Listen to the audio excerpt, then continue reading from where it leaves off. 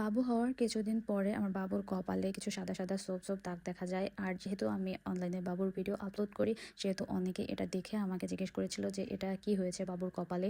আর এটা হয়তো অনেকেরই হয়েছে, আর তারাই বিশেষ করে আমার কাছে বারবার করে জানতে চেয়েছিল যে বাবুর কপালে এটা কি হয়েছে বা এটা কেন হয়। তো তখন তো আমি একটা ভিডিও বানিয়েছিলাম যে এগুলো কেন হয় বা এগুলো কবে সেরে যায়। তো এখন যখন হচ্ছে আমার বাবুর এটা কপাল থেকে প্রায়ই সেরে গেছে, তো তখন দেখছি এখন আবার অনেকেই হচ্ছে কমেন্ট করতেছে যে এটা কিভাবে সারলো। তো আমি তোমাদেরকে বলতেছি যে কিভাবে এটা সেরেছে। তো যখন আমি ডক্টর দেখেছিলাম তখন তো বলেছিল যে 6 মাসের পরে এমনিতে সেরে যাবে। আর আমাকে বলেছিল যে একটা মলম দিচ্ছি, মলমটার নাম হচ্ছে মাইকোসন।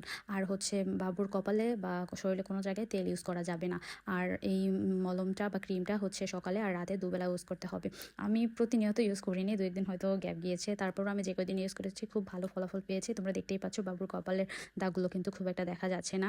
জানি না তোমরা কতটুকু বুঝতেছো, বাট হচ্ছে তুমি সামনাসামনি দেখলে বুঝতে পারবে যে বাবুর কপালে কোনো দাগ কিন্তু নেই। হয়তো মোবাইলের কারণে এখানে অতটা বেশি বোঝা যাচ্ছে না, বাট বাবুর কপালের দাগগুলো কিন্তু পুরোটাই চলে গেছে।